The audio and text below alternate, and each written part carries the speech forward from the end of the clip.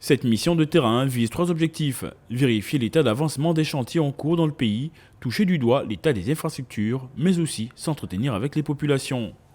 Au nombre des chantiers en cours figure celui de la Transgabonaise dont fait partie l'axe Bifoun-Njolé marqué par le temps. Pour les autorités gabonaises, il était nécessaire d'engager des travaux de réfection.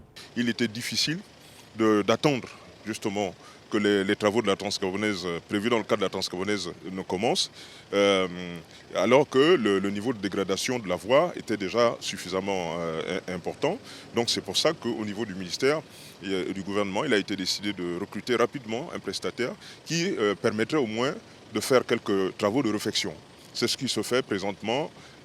Donc Sogea a la responsabilité de réfectionner un peu la voie, permettre la circulation. Quand il y a des éboulements, ils amènent leurs engins, ils enlèvent ces éboulements-là. Une consultation a d'ailleurs été faite pour la réhabilitation de la voie dans le cadre de la Transgabonaise. Pour ce qui concerne la déclaration de politique du Premier ministre, il a bien annoncé le démarrage des travaux sur ce tronçon-là pour le premier trimestre.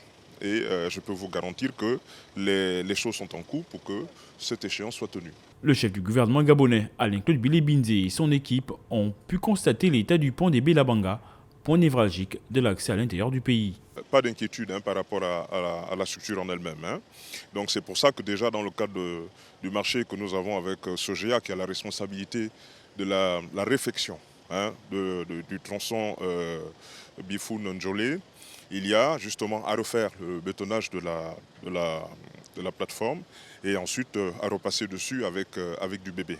L'axe Bifoun-Njolé, long de 56 km, fait partie de la deuxième phase de la Transgabonaise entre le PK24 et le PK150.